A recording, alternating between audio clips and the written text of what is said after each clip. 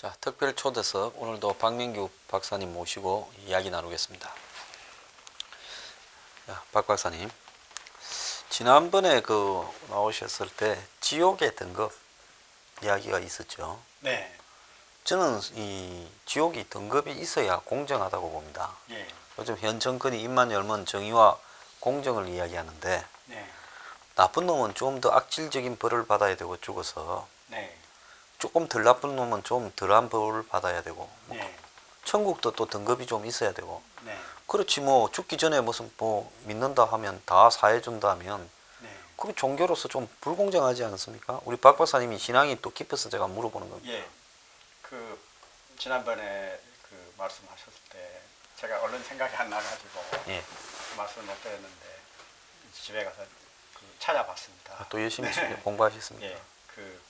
미국의 R.J.C라는 목사님께서 그 책을 쓰셨더라고요. 네. 그 책 이름이 천국과 지옥 바로 알기. 천국과 지옥 바로 네. 알기라고 하는데 저기 이제 흠정역 킹제임스 성경을 번역하신 정동수 목사님, 인하대학교 교수님이신데 네. 그분이 그 책을 번역을 하셨어요. 네. 그 책에 보니까 지옥에도 등급이 있는 것으로 그렇게 돼 있더라고요. 돼 있어요. 예. 아. 그다음에 천국에서는 네. 저는 이제 천국 얘기를 많이 들었었는데 상이 달라요. 상이. 상이 달라요. 상이. 그러니까 공적이 많은 사람은 많은 상을 주는 거죠. 그건 아주 신이 공정하시네요. 저는 뭐 그렇게 돼야 된다 이런 생각을 합니다. 자, 그런데 제가 이제 앉아서 열심히 이렇게 뉴스 브리핑을 해요. 네. 저로서는 뭐 연중 무휴 안 쉬고 우리 추석 연휴 기간에도 계속 다 나갑니다. 예. 그러면 이 굉장히 힘든 일입니다. 예. 하루에 뭐 한나절 이상을 방송을 해야 되고 또 그 준비까지 또 거기에 따르는 여러 가지 부대적인 문제들까지 적은 인력으로 소화를 해야 되는데요. 니는 앉아서 방송만 하고 입으로만 뜯으냐라고 이야기를 합니다. 예. 박 박사님이 봤을 때 제가 저를 보고 누구라 하면 좀 이 주관적이니까 박 박사님이 보셨을 때 저는 뭐 직업군으로 구분한다든지 하면 저는 뭡니까? 백수건달입니까? 우리 소장님은 뭐 백수건달이지 그걸 잘 모르겠고 네. 잘 모르겠고 제가 이제 자신 있게 말씀드리고 싶은 것은 제가 황 소장님 팬이지 않습니까? 제가 이 험한 세상에서 제 나름대로 산전수전 다 겪은 사람인데 죄송하지만 저보다 나이도 적으시잖아요. 그런데 제가 우리 소장님을 팬으로 이렇게 지적하지 않습니까? 그것은 우리 소장님께서 정말 너무나 훌륭하시기 때문에 그런 것이지 제가 그렇지 않으면 절대 그렇지 않죠. 아유, 그 말씀을 좀 왜냐하면 지난번에 댓글에 박 박사님도 당신들은 이 말로만 그러는 거 아니냐 예. 이렇게 이야기하는 부분이 있는데 제가 우리 황 소장님께 대해서는 이제 고등학교 시절부터 어떻게 지내셨는지를 제가 한번 리서치를 했죠. 그래서 어디 책에 서문에 제가 쓴 적도 있습니다.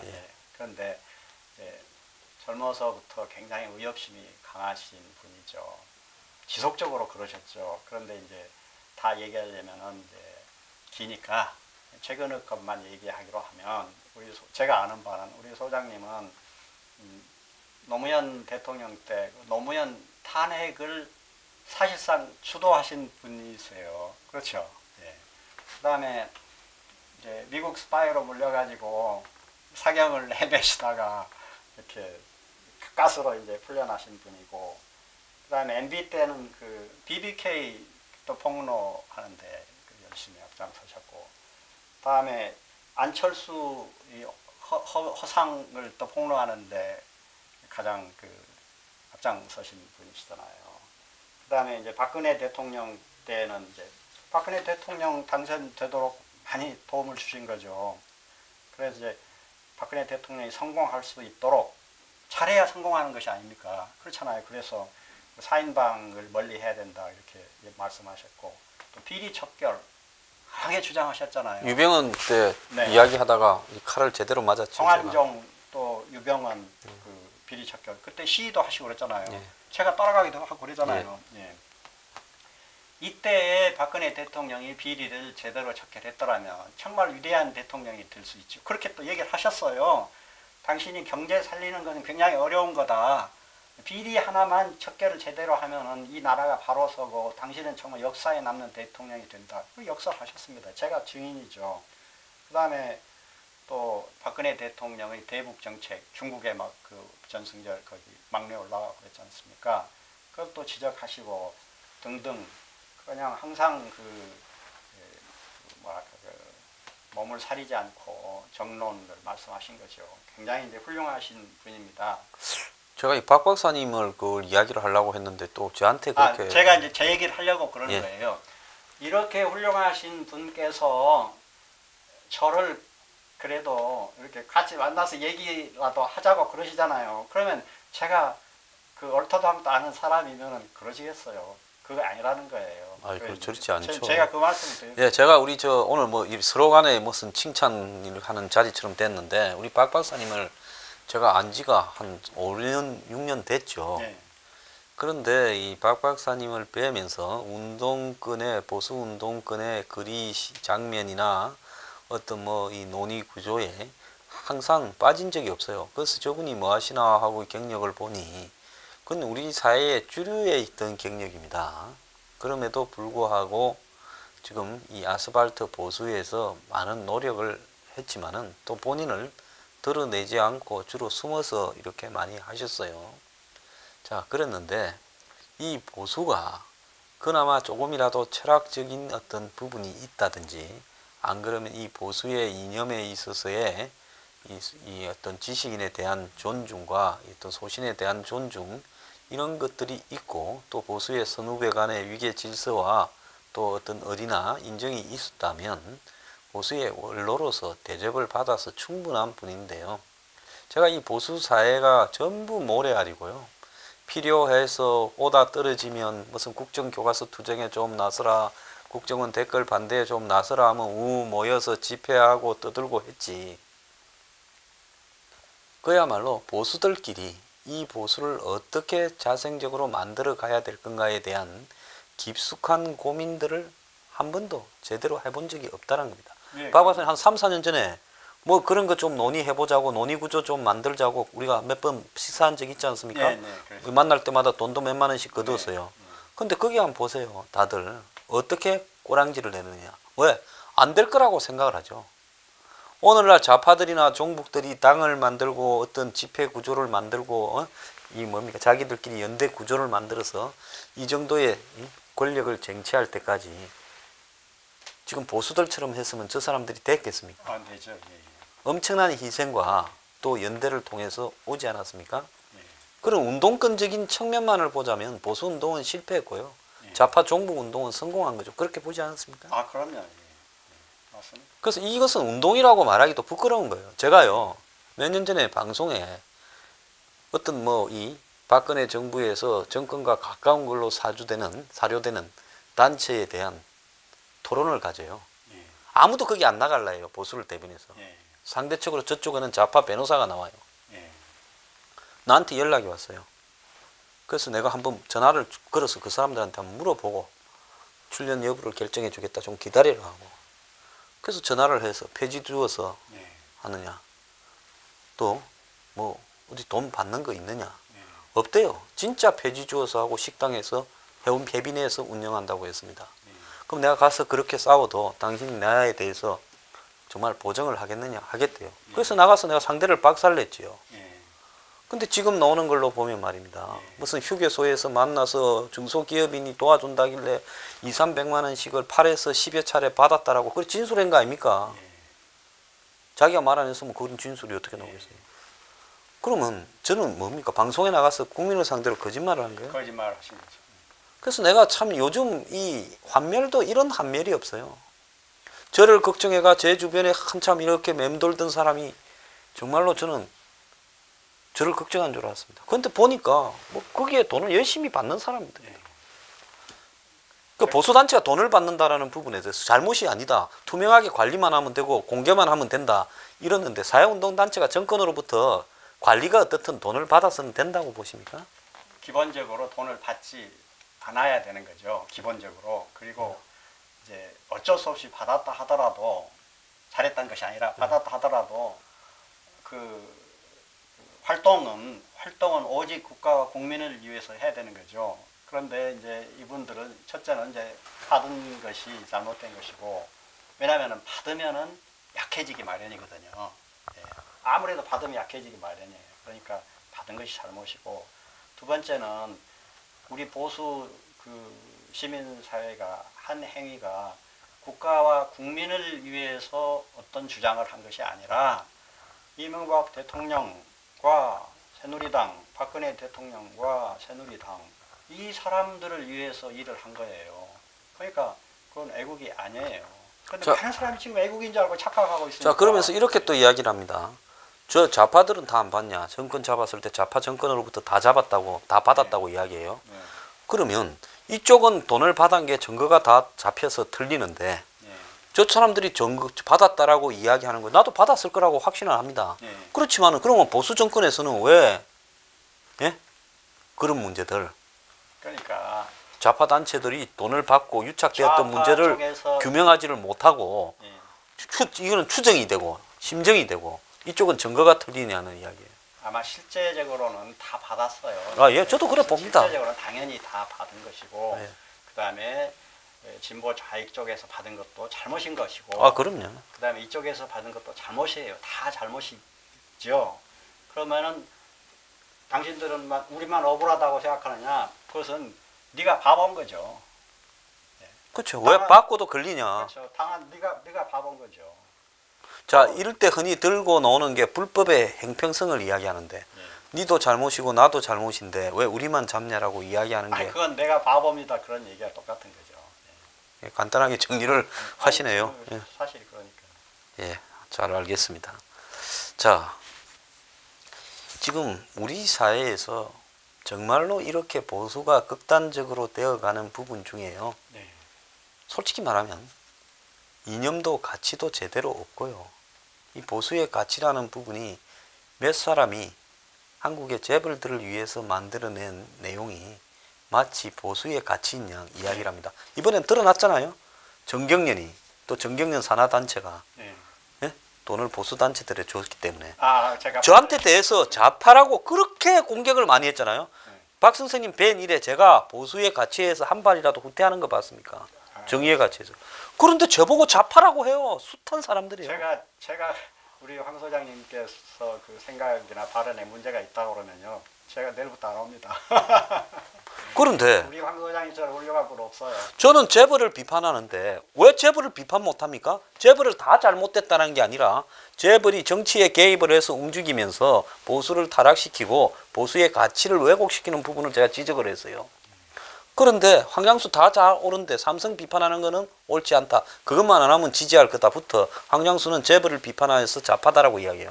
그런데 지금 보수단체 대부분이 예? 정경련으로부터 돈을 받은 게 입증이 되지 않았습니까? 네.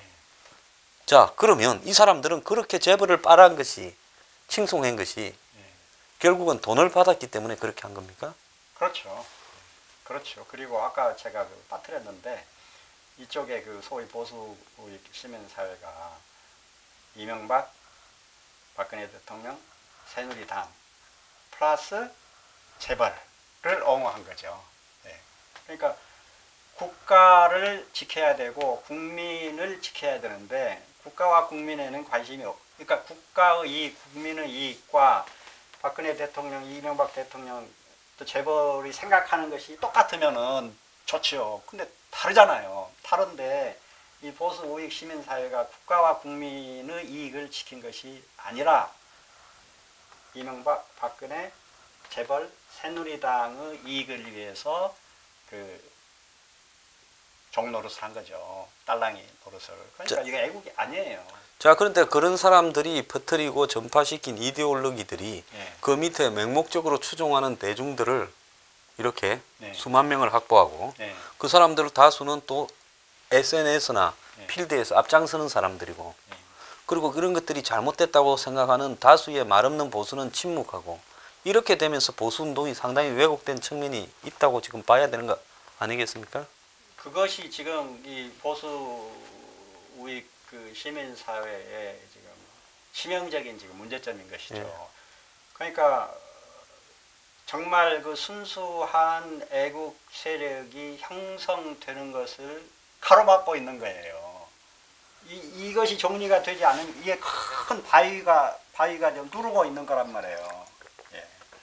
그러니까 이게 없으면 그 흩어져 있는 많은 무명의 그 애국 시민들 있잖아요. 이분들을 모아서 어떤 편견이나 예, 예, 잘못된 왜곡 예, 없이 예. 예. 그런 분들을 모아가지고 정말 순수한 애국 세력을 형성할 수가 있는데 이 중간에 기존의 이 후패한 세력이 딱 가로막고 있어서 새로운 그 세력이 좋은 싹이 자랄 수 있는 그 기회를 그냥 근본부터 짓누르고 있는 겁니다. 그래서 이게 보통 심각한 게 아니에요. 제가 2013년에 아카데미라고 이런 걸 할 때부터 한국의 보수는 관변이고 왜곡이고 대기업을 옹호하는 집단으로 가 있다.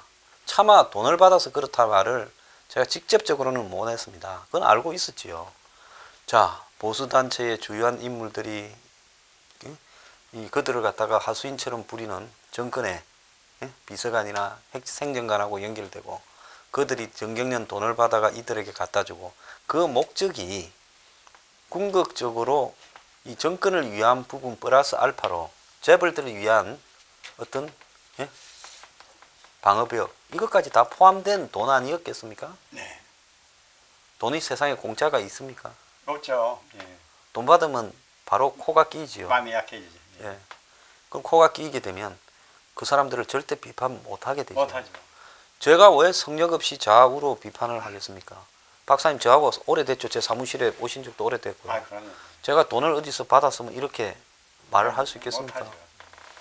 돈, 제 생각으로는 지금 제가 뭐 여러 번 말씀드렸지만 이 소위 보수 우익 애국 시민사회를 본의 아니게 대략 한 10년 정도 이렇게 아주 가까이서 이렇게 관찰한 셈인데 사실 정동한 편이죠.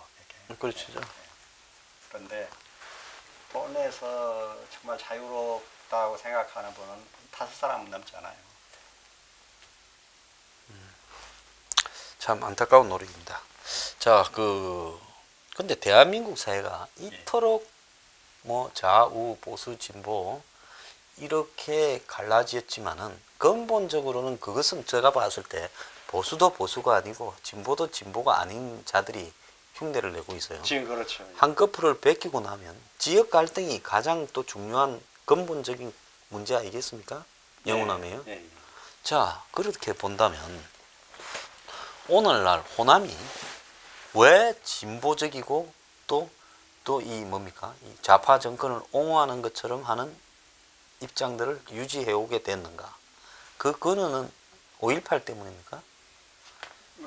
지금 현재 가장 큰 그 요인은 5.18이라고 그렇게 생각합니다. 과거에 박정희 대통령이 호남에서 이 당시 이제 김대중 대통령과 70년대 때 붙었지 않습니까? 예, 예. 그럴 때는 표가 좀 많이 나왔다면서요? 공화당 때 70년대 초반에 71년입니까? 2년입니까? 그 대선이 있었잖아요. 박정희 대통령께서 그 혁명을 하셨잖아요. 네. 했을 때 전국적으로 지지가 엄청났죠. 네. 났는데 당시에 호남에서도 엄청 높은 그 지지를 보였어요. 그래서 공화당 안에 예. 중진들 중에서 박 대통령 밑에 호남 분들이 상당히 많았죠. 예, 맞습니다. 당 의장부터 뭐 시작해서 원내대표 이런 분들 중에 호남의 지역구를 가진 분이 많았지 않습니까? 예, 예. 그랬고 제 아버지께서도 예. 그때 제 기억하는데 박정희 대통령한테 편지를 보냈어요. 격려 예. 감사하다고. 예. 그러니까 전라도 사람이 처음부터 예. 뭐 경상도 사람을 미워하거나 그런 게 없어요. 예. 그리고 이제 많은 분들이 호남은 뭐 태생적으로 빨갱이다 이렇게 얘기하는 사람들이 많이 있잖아요. 그런 게 예, 어디 저는 있겠습니까? 그건 좀 부당하다고 생각합니다. 아, 그럼요. 그런 말든 잘못된 거죠.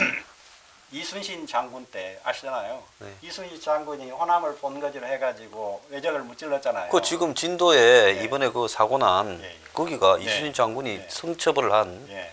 그 본거지 아닙니까? 울들목. 예. 예. 그래서 이순신 장군이 호남이 없었으면 조선은 망했다 그런 얘기죠. 예, 예. 그러니까 백성은 똑같은 거예요. 예나 지금이나. 그러니까 제가 호남 사람이지만 호남 사람이 특별히 똑똑한 것도 아니고 특별히 멍청한 것도 아니고 특별히 착한 것도 아니고 특별히 나쁜 것도 아니고 경상도 사람이나 충청도 사람이나 뭐 전라도 사람이나 똑같아요. 그런데 지도자를 누구를 만나느냐. 예. 여기서 갈리는 것 같아요. 자, 그러면 5.18이라는 사태를 겪었습니다. 예. 그러니까 많은 분들이 돌아가시고 또 슬픈 일이었지요. 예. 자, 그런데 호남에서 피해가 많이 났지만은 예. 이 당시 박정희 정권 말기에 박정권을 저항을 해서 가장 먼저 싸웠던 데는 부산 마산입니다. 부마 사태 아닙니까? 예. 다른 지역은 침묵할 때 부산 마산에서 대학생을 중심으로 이 서민들을 중심으로 다 들고 일어나서 예. 아주 크게 했죠. 그래서 군이 출동을 했지 않습니까? 계엄령이 선포되고요. 그게 부마 사태잖아요. 예. 또 자유당을 무너뜨리는 4.19 때도 보면 이 창원에서 그때 이 문제가 됐지 않습니까? 마산에서. 예. 김주 얘기입니까? 뭐. 그래서 이 어떤 저항 정신이나 야권의 어떤 이 아지트가 박정희 정권 때는 사실은 이 부산이 예. 이 저항 세력의 주요 아지트 중에 하나였습니다. 호남도 예. 뭐 그런 성격이 좀 있었지만은 그런데 어느 순간에 이렇게 이제 이 영남은 마치 보수처럼 되고 호남은 이렇게 진보처럼 되면서 그 정권의 어떤 가치를 다 존중하는 쪽으로 갔어요.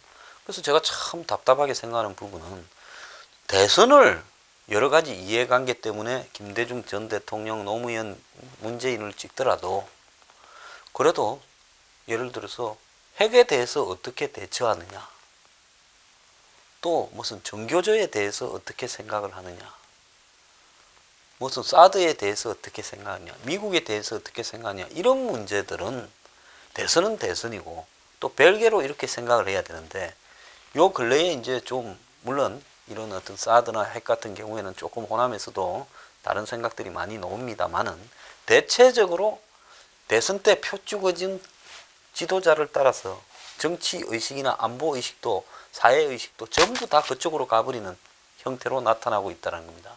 그래서 지역주의가 과거에는 특정 인물만을 찍어주지만은 그러더라도 이념적이거나 어떤 색깔 이런 부분에는 이 격차가 있었는데 이제는 다 따라가 버려요. 표 찍어준 사람 따라. 예. 그건 어떻게 보십니까? 당연히 잘 못된 거죠. 예. 그러니까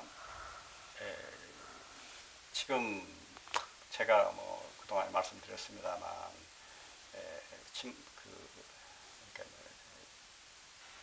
그러니까 여당 진보라고 하는 여당, 그다음에 보수라고 하는 야당, 이 두 당이 다 부패한 세력이에요. 그리고 차이가 있다고 하면 이 진보 이 당은 좀 국가 안보를 제가 볼 때는 조금 지키는 것이 아니라 좀 허물고 있지 않는가. 좀 상당히 많이 허물고 있죠. 적극적으로 그렇게 판단이 되고 여기 이제 야당은 상대적으로 좀 덜 허물거나 좀 관심이 없는 그런 차이가 있을 뿐이지 다 부패한 세력이란 말이에요. 저는 이 둘 다 부패했다라는 말은 100% 인정을 합니다. 겉으로 그들이 말을 하는 것과요. 부패했느냐 안 했느냐 문제는 완전히 별개로 움직이고 있다. 그리고 국민의 입장에서는 뭐 어쩔 수 없이 한쪽을 찍어야 되니까 어디를 찍었다 하더라도 국가 안보는 이거 뭐 자기 문제잖아요. 자기 생존에 관한 것인데 당연히 그 안보를 튼튼히 하는 그런 정책을 지지해야 되는데 그러지 못하고 있는 것은 뭐 너무나도 안타까운 말이 안 되는 그런 현상이고. 자, 그 부분 죄송합니다만 햇볕 정책을 DJ가 이야기를 했는데요. 지금 햇볕 정책이 안 됐지 않습니까? 현 시점에서 봤을 때요. 처음부터 사기였죠. 처음부터 사기였죠. 그렇게 말씀하신 거. 말할 때부터 사기인 거예요. 자, 그렇다면 지금 호남의 이 유권자들은 이제는 햇볕 정책은 잘못되었다. 우리가 표는 찍어주지만 이건 잘못된 거는 시정하라는 그런 사회적 압력이 나와야 되는데 이제는 호남 사회에 특히 뭐 광주로 보자면 사회의 중요한 단체부터 조직 이런 부분들이 전부 다 어떤 연관이 되면서 일종의 오피니언 리더처럼 이런 역할을 하게 되면서 전체를 갖다가 일정한 방향으로 끌고 가는 부분이 보여요. 저는 이제 두 가지를 세 가지를 말씀드리고 싶은데, 하나는 그 진보 또는 좌익적인 세력이 우리 사회의 여론 형성하는 그런 요소를 전부 장악하고 있어가지고 지속적으로 이렇게 그 메시지를 생산하고 국민들에게 영향을 미치기 때문에 그렇다, 이런 것을 하나 말씀드리고 싶고, 국민이 뭐 알겠어요, 그렇게 얘기하면 그런가 보다 그러죠. 저는 아까 말씀드렸듯이 국민은 특별히 착한 것도 아니고 특별히 악한 것도 아니에요. 경상도 사람도 마찬가지고 충청도 뭐 전라도 다 마찬가지예요. 그런데 지금 우리나라에서는 어떻습니까? 모든 미디어가 또는 정치인이 또는 법원의 판결로서 전라도 사람들 당신들은 억울한 거야 하고 매번 가르쳐주잖아요. 매번 당신들은 지금 굉장히 억울한 거야, 당신들은 피해 받았잖아, 그래 참 정말 억울하지. 지금 10년 20년 지금 그렇게 가르쳐주고 있는 거란 말이에요. 그런 교육이 엄청나게 중요하다, 그런 영향이 있다, 그런 걸 첫 번째로 말씀드리고 싶고, 두 번째는 우리 사회가 전체적으로 정신이 병들었다. 우리 사회 전체가 정신이 병들었어요. 뭐 어느 누구가 아니라 이 사회 전체가 병이 들었어요. 단적인 예만 들어도 지금 북이 그 핵무기를 개발하고 미사일을 뭐 대륙간 탄도탄을 그런 미사일을 개발한다고 해도 나무일 보듯이 하고 있지 않습니까? 이웃나라 일본은 지금 난리가 나고 미국도 난리가 났는데 정작 코앞에 있는 우리는 태평하고 저 핵무기가 우리 핵무기라는, 우리 것이 된다는 그런 잠꼬대 같은 소리를 하고 있잖아요. 그러니까 지금 우리 국민 정신이 전부 병든 거예요. 정신이 이상한 거예요, 지금요. 그리고 그렇지 않으면 이걸 해석할 수가 없는 겁니다. 저렇게 말짱한 사람이 예를 들어서 뭐 얼마나 착해요. 착하기도 하고 공부도 많이 하고 사렵기도 한 사람이 엉뚱한 소리를 하고 있지 않습니까? 아니면은 전혀 태평하잖아요. 이런 것을 정신이 병들었다고 생각하지 않으면 어떻게 그걸 해석하겠어요? 해석할 수가 없어요. 그리고 마지막으로는 이것은 저는 종교적으로 성경적으로 볼 때 이것은 마귀의 역사다. 마귀가 대한민국을 지금 휘둘고 있다, 이렇게 생각합니다. 근데 이게 참 심각한 문제가요. 한국의 그 보수 진보라는 이런 부분들이 서로가 이렇게 악화가 양화를 구축한다라는 그레시아무의 법칙처럼 이 서로가 나쁜 쪽으로 가게 되면서요. 그야말로 이념이 굉장히 이념으로 서로 다투는 것처럼 보이지만 신문을 보거나 언론을 보면 하루 종일 이념으로 다투는 것처럼 보이잖아요. 정당들이 또 그 밑에 있는 어떤 이 하수인들이 또 무슨 앞잡이 단체들이 사회단체들이 다투는 것처럼 보이지만은 궁극적으로 보면 이것이 이념의 본질하고는 거의 관계가 없이, 이념이라면 사회를 발전시켜 가겠다라는 체계적인 가치와 생각, 이런 부분이면 이 이념이든 저 이념이든 방향의 어떤 특정한 사안에 대해서 좀 달라서 그렇지 그 사회를 발전시키겠다라는 어떤 의지는 두 개 다 일치하지 않겠습니까? 그리고 정의가 있어야 되고 공정이 있어야 되고 또 그 부분에는 여러 가지 긍정적인 가치들이 담겨야 되는데요. 지금 둘 다 그렇지 못한 상황으로 이 대중들을 갖다가 선동시켜 가고 있어요. 자, 꿀 오소리, 그 다음에 무슨 박바, 문바, 노바, 굉장히 저는 잘못됐다고 생각을 합니다. 자, 이런 부분에서 봤을 때 이런 이야기들을 할 수 있는 것을 용인해야 되는데요. 그나마 저니까 이런 이야기들을 욕을 먹을 각오를 하고 하죠. 이런 이야기를 언급하면 그냥 참지 못하고 그냥 바로 쌍욕을 합니다. 제가 이 또 발언을 한 부분에 대해서 댓글이요, 어마어마한 쌍욕들이 달릴 거라고 보고 있어요. 근데 왜 한국인들은 이런데 이렇게 몰두하고 집착을 한다고 보십니까? 좀 유독 심한 것 같지 않습니까? 저는 뭐 다른 나라 사람은 모르겠습니다. 다른 나라 사람은 모르겠고, 야간 현상은 매우 잘못된 것이고요.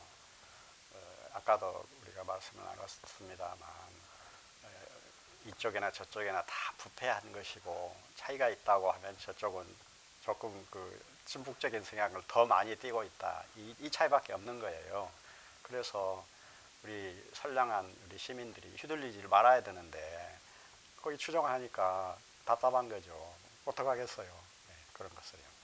그리고 그 정치인들의 행위가 겉으로 보면은 굉장히 그 애국적인 것처럼 보이지만은 사실은 그렇지 않은 경우가 많다는 것을 제가 한 가지 말씀드리고 싶은데, 그들의 행위가 전부 다 그렇지만은 지금 아까도 잠시 말씀하셨는데 그 이제 교과서 있잖아요. 교과서 문제도 당시에 그것이 재작년인가 벌써 그 처음에 그 거론이 됐었나요? 이때 저는요, 박 대통령께서 교과서 문제를 진심으로 걱정해서 그걸 꺼낸 게 아니에요. 꺼낸 게 아니고, 그 당시에 그 새누리당 내에서 그 친이계와의 계파 싸움에서 자기들은 밀리니까 다시 좀 만회하기 위해서, 그리고 야당과의 그 관계에서 다시 주도권을 잡기 위한 그런 투쟁의 도구로서 교과서 문제를 꺼낸 것입니다. 그렇지 않고 처음부터 교과서 문제를 정말 중시했다고 하면은 취임하자부터 얘기를 해야죠. 근데 안 그랬잖아요. 계속 첫해, 둘째, 셋째 해가 둘째인가 약간 가만히 있다가 3년 동안 가만히 있다가 관심도 없다가 지금 정치적으로 무슨 좀 코너에 몰리니까 이걸 해결하기 위한 무슨 사회적인 무슨 이슈가 없을까? 왜 꺼낸 겁니다. 또 정말 문제가 있었다고, 그 문제의식을 가지고 있었다면 교육부 장관을 훌륭한 사람을 임명을 해야죠. 그런데 어떤 교육부 장관을 임명했습니까? 아무 생각 없는 조금 약간 그 자경적인 교육부 장관 처음에 임명하지 않았어요? 그리고 또 그 사람이 그 박사학위 그 표절자도 있었죠. 예.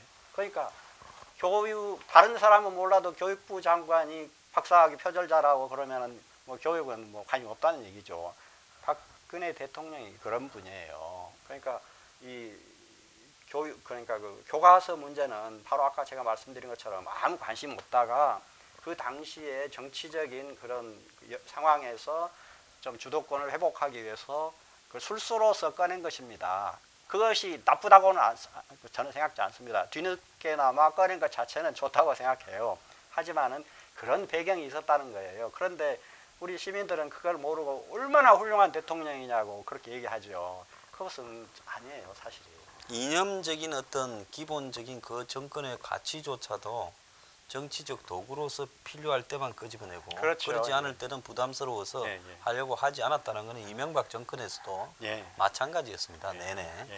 그래서 우리가 이제 이 보수 정권에 대한 비판을 하는 이유는요, 우리가 지금 더 나은 새로운 보수를 폐허 위에서 새로 이제 건설을 해야 될 입장인데, 이것을 옛날처럼 좋은 거는 좋고 무조건 단결하고 그리고 전체가 하나가 되면 곧 또 이 정권에, 문재인 정권에 실망을 느낀 국민들이 보수를 지지할 거기 때문에 어느 날 또 보수는 다시 일어선다. 그런 식으로 돼 가지고 집권을 한들 그 보수가 오래 갈 거냐? 저는 절대 오래 가지 못하고요. 저는 그렇게 해서도 안 된다고. 오래 가느냐 이전에 집권을 할 수 있을 것인가가 의문시 된다. 그러니까 그 자유한국당이 이런 식으로 해가지고 국민의 표를 받을 수 있겠느냐. 20%는 받을 수 있죠. 잘하면 30% 받을 수 있죠.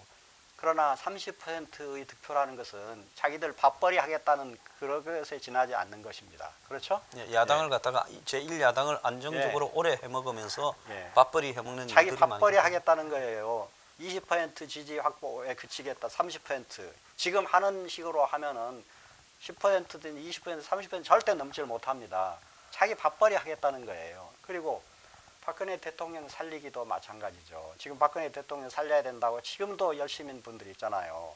박근혜 대통령은요, 잘했든 못했든 지금 보면은 문재인 대통령의 잘못하신 것보다는 박근혜 대통령이 잘못한 게 상대적으로 엄청 작죠. 그러나 어찌됐든 박근혜 대통령도 잘못하신 거란 말이에요. 분명히 잘못을 했어요.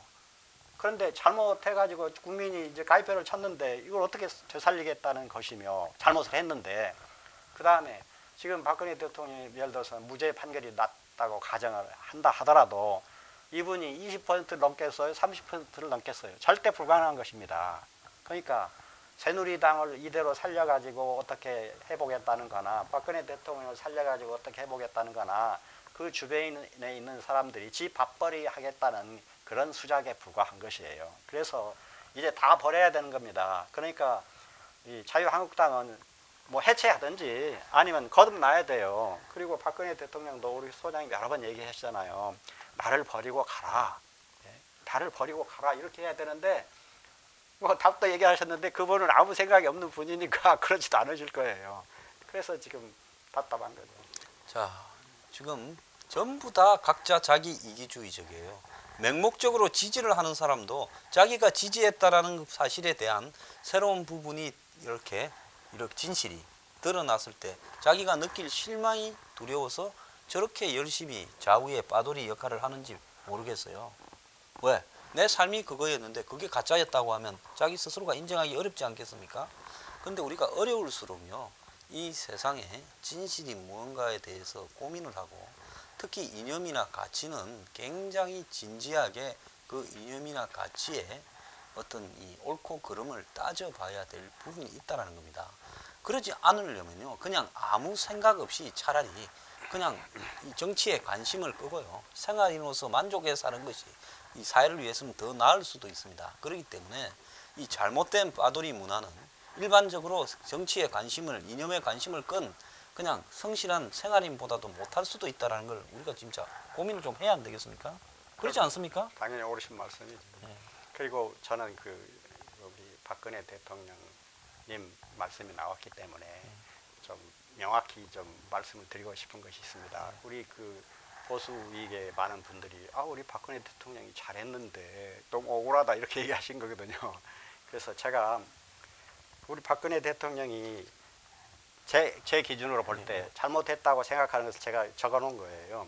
첫 번째, 우리 국민이 다 아는 것처럼 최순실 사건, 이게 발생했죠. 그 다음에 이건 이제 맨 마지막에 했는데, 취임하시자마자 창조 경제 통일 대박 주장하셨거든요. 이게 완전히 허황된 것입니다. 교수님, 말도 안 되는 잠꼬대 같은 얘기예요. 그리고 통일 대박은요, 정말 말이 안 되는, 창조 경제도 꿈 같은 얘기지만 통일 대박은요, 말도 안 되는 얘기이지만 더구나 국민의 안보 의식을 훼손하는, 절대 해서는 안 되는 얘기였던 것입니다. 그 다음에 K-팝으로 문화 융성이라는 것도 저는 별로 좋게 생각하지 않습니다. 문화 융성은요, K-팝으로 되는 게 아니에요. K-팝은 우리 국민 문화의 아주 작은 한 부분에 지나지 않는 겁니다. 그리고 서버 컬처죠, 그건 진짜. 그것이 그렇게 예를 들어서 이 K-팝을 소장님 자녀한테 권유하고 싶습니까? 아니죠. 그 다음에 저는 방송이 전공이었었는데 취임하자마자 6개월간 방송계 인사를 하는 거 보니까 전혀 아니에요. 일반 국민들은 모르시지만 저는 전공자이기 때문에 잘 알죠. 제가 딱 보고서 저는 우리 박근혜 대통령은 우리 대한민국에 대해서 아무 관심이 없다 딱 판정했어요. 왜냐면요, 방송은요 정치입니다. 이게 방송인이 정치를 한다는 뜻이 아니라 정치를 이렇게 보도하잖아요. 그렇기 때문에 방송을 갖다가 바라보는 시각은 방송국이라는 걸 정치적인 부분이죠. 그렇죠. 그렇기 때문에 이 방송계가 바로 서야 정치가 바로 서는데 방송계 인사를 하는 걸 보고서 이분은 아무 관심이 없구나 그런 걸 느꼈어요. 그다음에 세월호 7시간 그때 이제 설명할 수 없다는 거 뭐 우리 국민이 다 잘 알지만은, 그다음에 중요한 것은 뭐냐면요, 5.18 진실 밝히기 본물이 한번 터졌어요. 터졌는데 그때 우리 박근혜 대통령이 그거 못하게 했어요. 물론 박근혜 대통령이 직접 얘기했는지 안 했는지 모릅니다. 근데 거기에 있는 방송계 요직에 있는 방통위원장이랄지 국방장관이랄지 전부 나서가지고 하지 못하게 했어요. 그러니까 그때 논의를 잘 했더라면, 그래서 이쪽 얘기도 들어보고 저쪽 얘기도 들어보고 모든 국민이 진실이 그랬구나 하고서 좋은 결론을 이끌어냈더라면 지금 좋은 사회가 됐을 텐데 논의가 발생하는 것을 못하게 했어요. 그 논의를 못하게 해놓으니까 이제 문재인 대통령이 이제 짐을 떠넘긴 거잖아요. 그래서 이제 자기 마음대로 쓰는 거죠. 그런 일이 있었고, 그 다음에 4.3 사건에 관해서도 그때 논의가 있었거든요. 근데 박근혜 대통령이 그걸 못하게 덮어버렸어요. 그 다음에 뭐 다 아시는 거지만 제가 이제 리마인드를 시켜드리는 겁니다. 문체부 승마협회 감사 유진용 장관, 그때 그게 발생했죠. 그 다음에 이제 3인방 십상시 사건 발생했죠. 그 다음에 부동산 가격 떠받치기, 이겼지 않습니까? 최경환이 앞세웠었죠. 예, 부동산 가격을 떠받쳐서 빚내서 집 사라고 퇴임하기 직전까지 작년 가을까지 주장하신 분이 박정희 대통령은 저는 존경하는 분이고 박근혜 대통령입니다. 그런데 우리 국민들이 이걸 잘 몰라요. 가계부채 확대 엄청나게 했잖아요. 그 다음에 이름도 좋아요 홈스테이 이게 다 사기잖아요. 예. 그 다음에 유병헌 비리, 성완종 비리, 여기에 탈세, 그 다음에 삼성 원격 의료, 대우조선에 대한 파격적인 지원, 한진해운은 방치해버리고 삼성 이재용 봐주기, SK와 롯데에게 면세점 추가 허가한 거, 그 다음에 롯데그룹 형식 수사 제대로 안 하고 슬그머니 덮어버렸죠. 그 다음에 친중 정책, 반미 반일 정책, 목함 지뢰 사건 나자마자 그 뒤에 며칠 있다가 돈 줬다고 제가 말씀드렸잖아요.